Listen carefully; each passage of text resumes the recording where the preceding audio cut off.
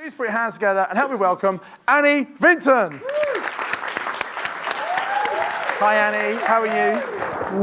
So Annie, tell me a little bit about yourself. Because you're very new to property, what did you do before property? Before property, I didn't have any property experience, and I worked for large corporate companies. Okay, what did you do for them? And I was an account manager, not as in numbers. Numbers and I don't go together at all. Right. So I'm married to someone who does do numbers.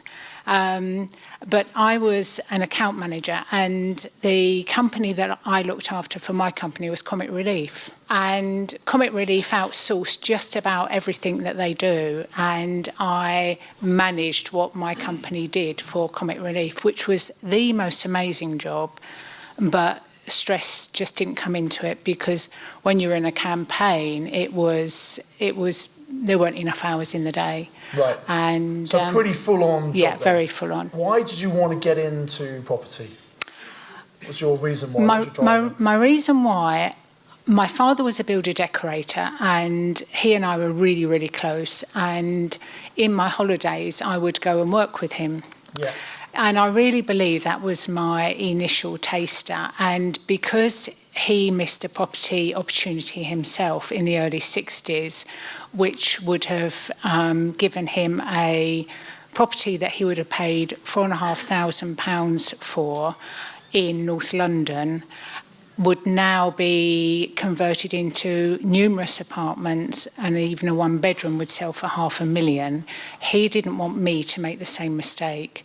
So he really encouraged me to buy my own house, and he helped me renovate it at the age of 20. Okay, so wow. That was, so you had an early start in terms of your own homes? In terms of my own home. And when I realised that I was working so hard and becoming really stressed, I knew that I needed to find a mechanism to make a passive income. And I went on a totally non-property related course for 2 days. And the presenter mentioned at the end that there were some books that you should read, and one of the books was a book called Property Magic by a guy called Simon Zutshi. What was that course? I'm curious. What was the course? Yeah, I do actually. It was about social media, because I'm rubbish at that as well. So it was a social media they mentioned course. That, but that's interesting. Yeah. I read this book, and I actually thought the book had given me Tourette's, because as I was reading it, I kept swearing and swearing, because I actually That's why I swear. It's not me, it's property, right? It just happens. I honestly couldn't believe what I was reading in this book. And so I decided that I would call Birmingham, and they talked me through the courses and suggested I went on to the accelerator course. Yeah, 3-day accelerator. Yeah. But I'm not a particularly confident person, and I couldn't do it on my own. Yeah. So I dragged not only my husband, but I dragged my son along as well. And the three of us did your 3-day course. Yeah. And then during that course, Andy Haynes convinced me that I would be able to do Mastermind. Yeah. And I didn't believe him, and I didn't think I would or could. So it was really thanks to Andy that I went on your Mastermind 24 course. Okay, great. So just finished Just September, finished, yes. And you were one of our top performers. I was. Yeah. Let's talk about the deal that you did. Yeah. Okay. For me, when I went on Mastermind, because I wasn't convinced that I should be there in the first place, that was my first mindset. Why did you think that? Because I didn't think I would be able to cope with being in a room with lots of people that I don't know when you have the personal hang-ups that I have. And people tell me I come across confident. Trust me, I'm not. So I'm a bit of a trump. I'm sort of faking it right now. So I honestly didn't think that I would be able to cover the course. I was worried because of my lack of skill in the numbers area. Yeah. And I thought to do property, you had to be able to be good with numbers, and I'm not. And I just didn't think that I personally would be able to cope with it. Okay. So that was your fear, your expectation. Yeah. And how did you find the reality of it? The reality was even at the end of the first day, that first session, I realised that the warmth and the love and the togetherness that you get from the room was nothing that I'd ever experienced. And I approached it that because I'm also not good at public speaking, I'd heard from someone else that you give everyone the opportunity to stand up on the mic at every session. Yeah. And so if they want to. Yeah. And so I committed to myself that if I didn't do anything in property, that if I did nothing else, I would go to the mic every week. And I did that, didn't I? Yes, you did, yeah. And even if I didn't have anything to say, I made myself find something to say. So you're just stretching your comfort zone? 100%, yeah. Because it's something that I've always feared, and I just really wanted to overcome that particular fear. Yeah. And it wasn't until about halfway through that I then went on the speaker training one-day course, and that also helped me. Yes. And I would say it was probably session 8 or 9, and I went to the mic and I started speaking, and then for the very first time, I didn't feel like my heart was coming out through my chest. Because I remember we actually talked about this deal several times. We did, yeah. People come, they have deals, and I'll coach them through it. We looked at lots of different things here. Yeah. This was on, then it was off, then it was on, and a persistence thing, wasn't it? So for me, when I started, I had no idea what strategy I wanted to do. And everyone was talking, not everyone, but the majority of people were talking about HMOs. Yeah. And that didn't resonate with me, no particular reason, but it just didn't. But we needed passive income. And it was not really until about month 5 that I thought serviced accommodation is along the lines of HMO, because you're going to be getting more than you would get from a standard AST. Yeah. And we knew that there was Excel Exhibition Centre in London, and we knew that if we could find properties in the right area, that they would give us an all year round steady flow of bookings. Yeah. And I started to approach the local agents, and they were really reluctant when they knew that we were going to do service accommodation from them. So it was lots and lots of phone calls. And so again, that persistence. Yeah, absolutely. Yeah. And it was just, the more you try, the more your chances of getting that lucky break. And when I was getting to the point where I thought this is not working, I called a letting agent, and they told me the property that was advertised had gone. And I said, well, I'm actually interested in buying. I don't quite know why I said that, because I wasn't interested in buying, but Simon tells you to say everything and ask for everything. So I said, we're interested in buying or letting. And he said, well, as you're interested in buying, we're letting only, so we don't do sales. However, I do know of a landlord who's looking to sell. Are you interested? And if you are, I'll get him to call you. I tried to get the number, but he wouldn't give it to me. And he got the landlord to call me, and the landlord happened to be his boss. Right. And so the owner of the letting agency. So the owner of the letting agency. Right, okay. And he met with us the next day. And again, as you teach us, the first thing was to find out what his pain was.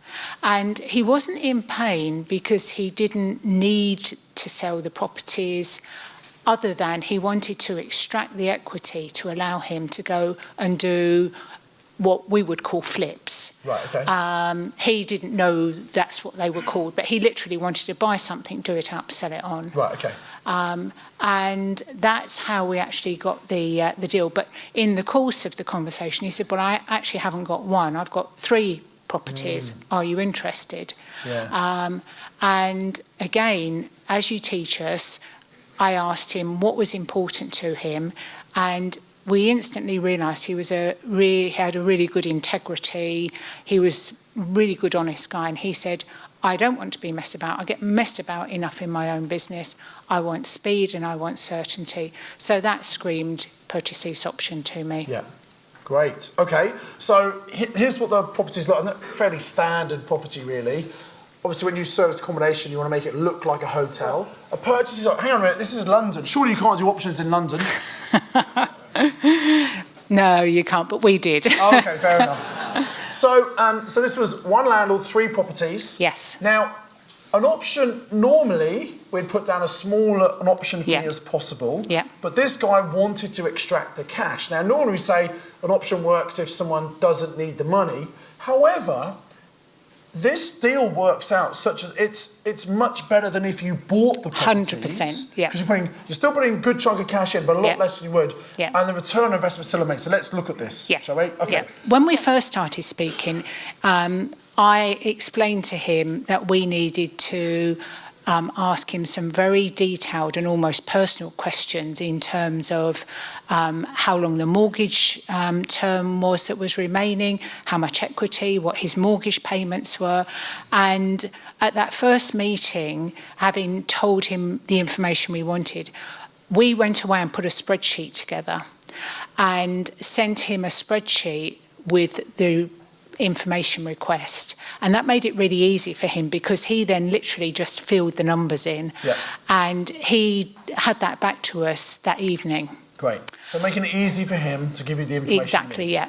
And he'd got £50,000 equity in each property. When I rang him up and said, I believe we can help you, we would be looking, and I outlined a lease option deal with him, and initially we offered him £10,000 on each property. Yeah. And I said, you know, you'll get speed, you'll get certainty. And he said, I like your style, but it's not enough for me because I want all of my equity. Therefore, 150 is the only way I can go. Yeah. And I remember when we talked in Mastermind, we talked about it, and I said, do you really want to put 150 in? Yeah. Right? Yeah, exactly, yeah. And we didn't have 150 to put in. So we knew we could get 100. And we then sat down, my husband and I, and crunched the numbers, and he's the number cruncher. And he said, but he's not going to get 100, is he? And I said, no, because he's going to have to pay capital gains tax. So if he sold them, the tax he'd pay, how much would he end up with? Or about 100. Okay, right. Yeah. So in others, so you say, right, if you had a buyer for them, you'd sell them and you get 100k. Exactly. Yeah. But we can give you that 100k, exactly, and it'd be much quicker than a sale. Exactly. Yeah. Okay. So we countered with that, and at that point, we really got his interest. Yeah. And from the point that we agreed the heads of terms, we signed the deal, and it's a purchase lease option is a very legally binding document from both sides. Our deal was signed within 2 weeks. Right, great, wow. So he had his money in 2 weeks. So he had his money in 2 weeks. Even if he had buyers ready, it'd take 2-3 months probably. Yeah, and it longer because there were 3 properties. Yeah. We actually we put each property on its own purchase lease option, so that we've got the flexibility, exercise the option individually on each property. And we also negotiated with him that we would be allowed to go into the property before we even completed. So I know, again, you're a little bit uncomfortable about me doing that. Yeah, before you had the paperwork signed. Yeah. And you do have to be careful, but you also have to go with your gut instinct. And he was a really trustworthy guy.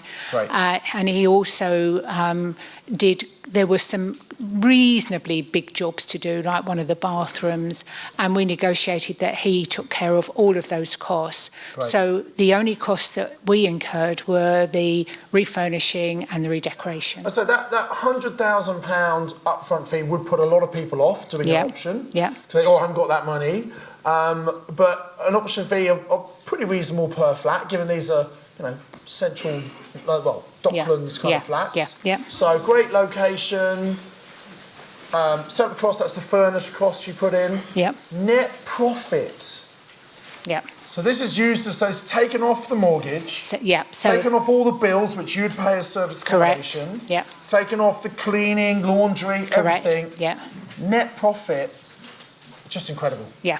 Yeah. Yeah. So for us, if we'd have bought those 3 properties, the deposit alone would have been 280,000. Yeah. Plus we would have Plus had the stamp duty. The legal fees would have been higher than they were for the just doing the purchase lease option. So we would have been well into 300 plus. Yeah. So we secured 3 one-bedroom apartments that, because of their location, are never empty. They're right next to Excel. And we pay, all we do with him is we cover his mortgage, the service charge and the ground rent. Right. And he was if he'd sold them, he would have got all his money out anyway. So he doesn't want any profit each month because he's had all his cash, effectively. Yeah. Yeah. Yeah. Excellent. And obviously he'll get, I guess, a bit more when you actually buy them. Yes. Yes. Well, and he'll pay tax on that, I guess. yes, he will. Yes. Yeah. Yeah. Yeah. So yeah. 55,000 a year from these 3 properties is pretty incredible. good, isn't it? Yeah.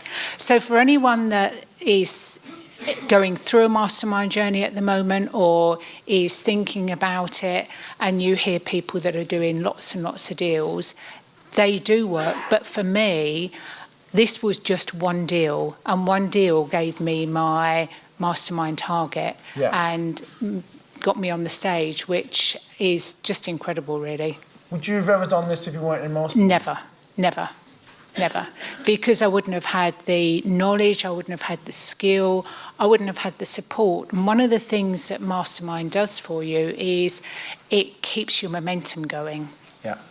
And when you hear the learnings from everyone each month, it inspires you, it encourages you, and you just would not do that if you didn't go through a program like Mastermind. Let's share one tip with everyone they can use from their property journey. For us, having chosen service accommodation, if anyone's thinking about going down that route, make sure, and I know it's obvious about location, but make sure where you're choosing isn't something that's going to have peaks and troughs. You want to really make sure. So the reason we were very specific with our choice of location was because we knew that there is always something on at Excel. Yeah. And so that would be my top tip if anyone's thinking about serviced accommodation. My amazing coach, Sally, who I said it when I did my presentation. Sally Cope is here Cope, today. Yes, she is, who is so much more than a Give coach. Sally a round of applause. Make one amazing coaches. One of the things I said to Sally, when you're on the Mastermind program, you have a coach call every 2 weeks. And I can remember saying to Sally, I'm really sorry, Sally, I haven't done anything this month. And she said, Annie, stop right there. She said, your property journey isn't always about adding property. It's about the knowledge and everything else that you're getting and how you've grown as a person during that. And my third tip is make sure you get out of your comfort zone, because for me, this whole public speaking thing was massive. Yeah. And I didn't put myself under pressure necessarily to get property. I thought if all I can do is just speak on a mic. Yeah. So I can't thank you enough. But, thank you, Annie. But isn't that interesting that doing something that, you know, speaking on a microphone, for example, which sometimes, oh, no problem, sometimes, oh my God, I don't want to do that. By forcing yourself to do it and realising that you didn't die, kind of makes you think about, what about all the other things I'm putting off? But actually, maybe it's okay if I do them. So it's about stretch and building the confidence, isn't it? Yeah, absolutely. Because when you're sat in the audience and you're listening to the speaker, the audience aren't there thinking that speaker's probably really nervous, because as an audience you don't think about that. It isn't until you're in this position that you think, oh my God, I'm actually myself. You put a big chunk of cash in, but the return you get 55% return investment. Yeah, That's just awesome. Amazing. Annie, Thank you so much for sharing. Thank you. Give Annie a massive round of applause, Thank you. please. Thank you. Hello, it's Simon here. And first of all, I want to thank you for taking the time to watch this inspirational case study. I do hope you got massive value from it. And if you'd like to get some similar success with your property investing, I've got some great news for you. We have some on-demand 2-hour training about this specific strategy, which we normally sell for £197. But as a thank you for watching this video, I'm going to give you access to the on-demand training completely free of charge. All you have to do is look at the description below this video, click on the link, register, and you get access to that training instantly. So take action now, invest with knowledge, invest with skill.